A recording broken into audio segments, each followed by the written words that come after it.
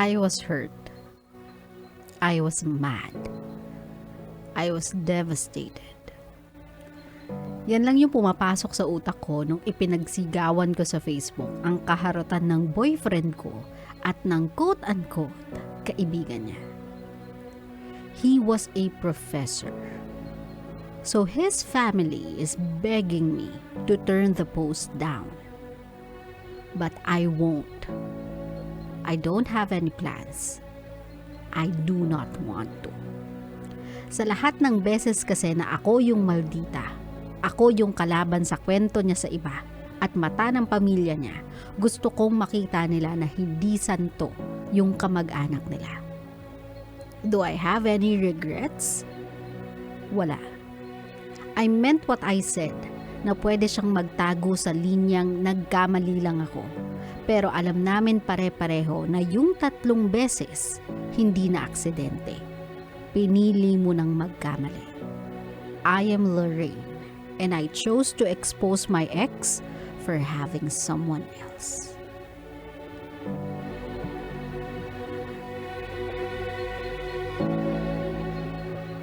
Strong si ate. Fight me.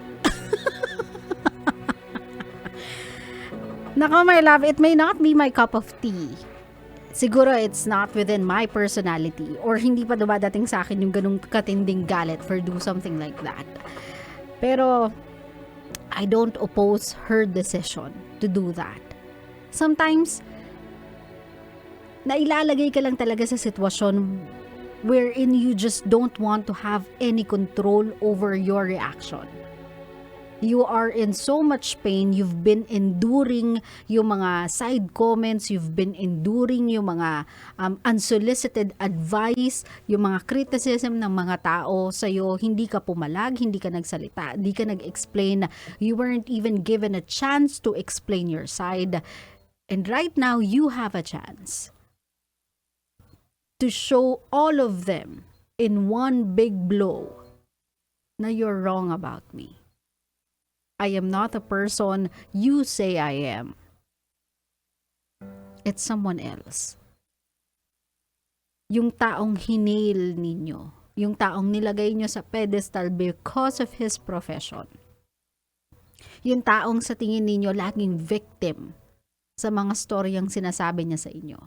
Yung taong sa tingin nyo agrabyado dahil ako yung partner niya.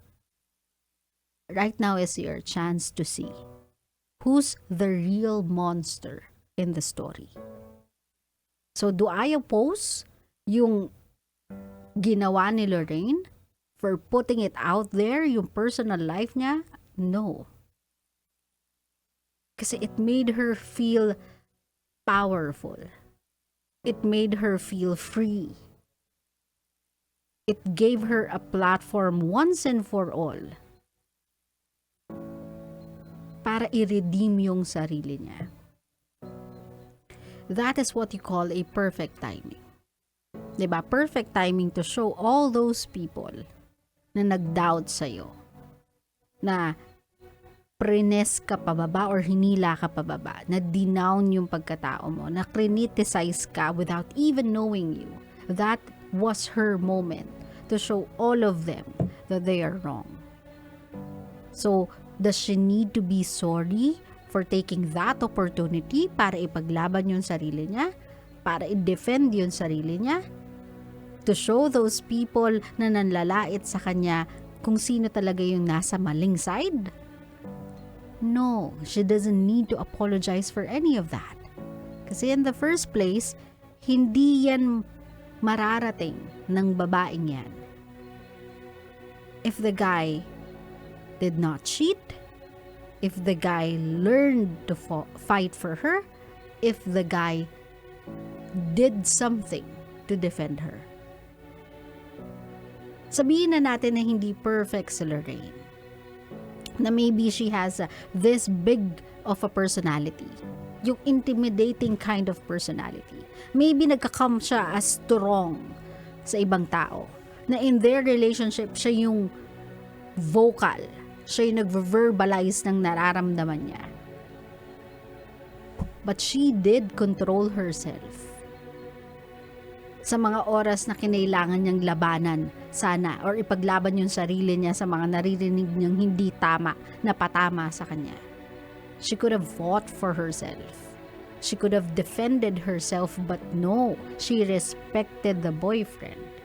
Naglabas siya ng hinaing sa boyfriend. Nagsabi siya sa boyfriend. Si boyfriend told another story.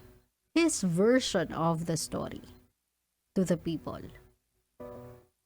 So, kung sino man yung boyfriend mo or yung ex mo rather, Lorraine, he got what's coming for him. He got what he deserved. So, siguro, in 10 years, or tagal naman ng 10 years, in 2 years time or less than that, kapag nag-heal ka na, kapag fully naka-move on ka na, and you just want to, alam mo yun, erase everything from your past. Not erase, but put them all behind. Siguro that time, may strength ka na to put it down. Kasi, by then, you'll realize na it's actually useless. Kasi ako, kapag nagkakaroon ng memories ngayon sa Facebook, and nakikita ko yung mga status ko before, nung tawag dito, nung hindi pa ako nagtatrabaho or sa former relationship ko, lahat ng mga hinanaing ko na dinaan ko sa Facebook, dinidelete ko na lang siya ngayon eh. Bukod sa nagkikringe ako sa the way ako mag-English before.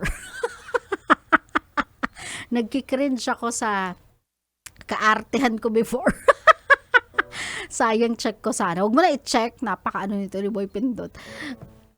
Bukod sa nagkikringe ako sa mga nababasa ko, dinidelete ko na siya. Kasi parang right now, I'm in a place wherein there's no point for me to be reminded of those things in my life. I have learned whatever it is na kinailangan kong matutunan sa mga panahon na yun, and that's good enough for me. What I take forward with my life are not the painful memories, but the lessons I've learned from it.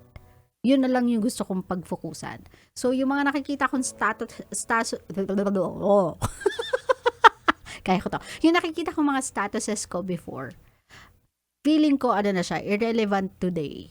And I don't want to be reminded of it. So, Lorraine, darating ka din doon sa panahon na yun na you don't want to be reminded of it. But for now, if you wanna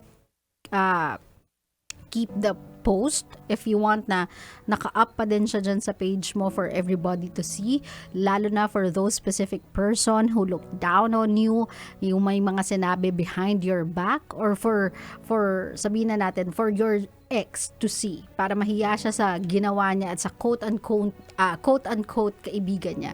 Go ahead, do your thing. Again, your wall, your post. If they don't want to see it, they can simply block you or unfollow you. But you just did what you think is right for you. 'Di ba? Kinailangan mo ng outlet.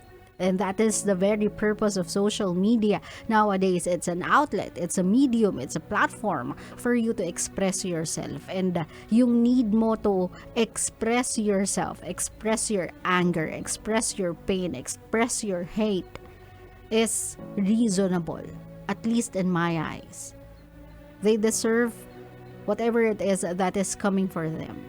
So if by your post, sabihin na natin, maging iba yung tingin sa kanya, those are just the repercussions of what he did. Kung mag-suffer man siya because of it, will it make you a better person? No, it won't. But will it make you feel good? Yes. Yes, it will.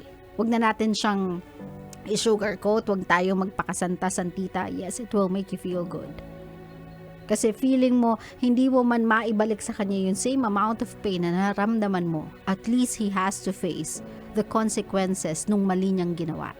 Lahat naman tayo lahat ng ginagawa natin today, it has a ripple effect of multiple actions in the future. So, yun na yung ripple effect ng actions na ginawa niya yesterday. So, Lorraine, just do you. And if in time, nakapag-heal ka na, naghilom na yung sakit, naghilom na yung sugat, I just hope you'll put this all behind you. But if your purpose is just for letting it all out for them to learn, that's good. but let it end there. Huwag ka nang mag-rebut, huwag ka nang mag-explain ng sarili mo, huwag ka nang makipag-away sa social media. Just don't go overboard. What you did was just to express yourself and for the people to know what kind of a person your ex truly is. Pero do not go beyond that. Huwag mong ilagay lahat ng simpatya sa ulo mo for you to tell stories that you shouldn't. Again, sometimes it's good na i-express natin yung sarili natin. Na in the heat of the moment, medyo hindi natin makontrol yung reactions natin sa mga bagay-bagay. But once na nakahinga na tayo ng maluwag, maybe you might wanna take it as a sign to rethink what you will do next. Tandaan mo lang kung ano yung purpose, kung bakit mo yan ginawa. So, rebutting or retaliating more or makipag-smira ng pangalan sa social media, don't go there.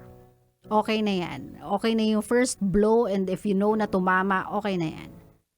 Leave the rest to fate. Hayaan mo na sa karma yung iba. For now, just express yourself or you have expressed yourself. Now, you continue healing. Doon ka na lang mag-focus. Klaro? Klaro.